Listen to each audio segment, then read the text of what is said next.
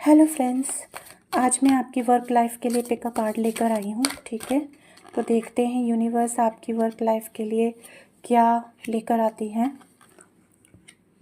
Okay, मेरे left में और मेरे राइट में दो कार्ड मैंने निकाले हैं। बॉटम ऑफ द डेक पे एनर्जी देखती हूँ। Appreciation number 15। Okay, door to value.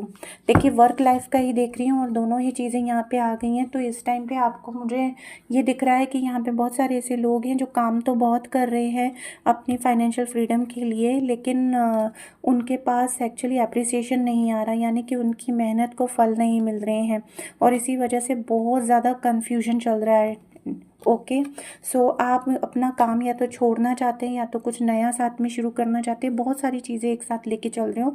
तो अगर आपने ये कार्ड चूज़ किया है तो उसके लिए देख लेते हैं। अटैचमेंट, तो देखो यहाँ पे नंबर 5 आ गया है जो कि कह रहा है कि बदलाव लाने की ज़रूरत है।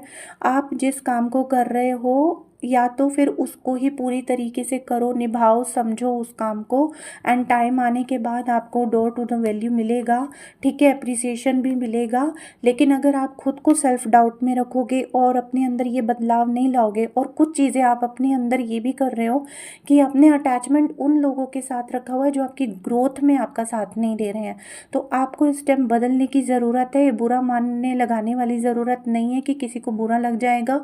अगर कोई ग्रोथ में आपका इस टाइम साथ नहीं दे रहा तो उसके साथ अटैचमेंट मत रखो, क्योंकि वो आपको आगे बढ़ने नहीं देना चाहती हैं।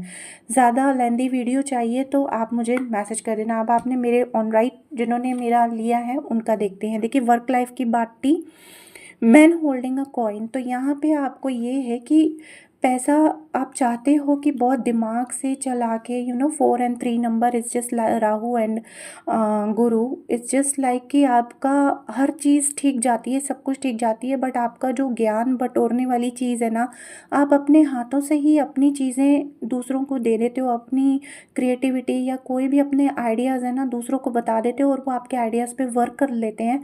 बाद में आप सरप्राइजिंगली बोलते हो कि ये तो मेरा आइडिया था, बट तब आपको वहाँ पे आपको अप्रिसिएशन नहीं मिलता। ओके, तो आपका यूनिवर्स ये कह रही हैं कि इस टाइम आपको अपने लिए अगर कुछ करना है तो अपने कुछ चीज़ों को सीक्रेट भी रखना है।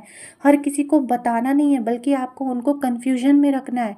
उनके साथ ज़्यादा आपको अपनी चीज़ें डिक्लेयर नहीं करनी है कि मैं ये करने वाली हूँ, मैं ये करने वाला हूँ, मेरे ये प्लान्स है, वो प्लान्स है। ठीक है, जो आपके बहुत ही लॉयल पीपल है, जो बहुत ही लविंग है, नेचर आपको केयरिंग टेक केयर सब कुछ कर रहे हैं, उनके साथ अपनी बातें शेयर करके आप अपना चीज़ें क्लियर करो। लेकिन आउटसाइडर्स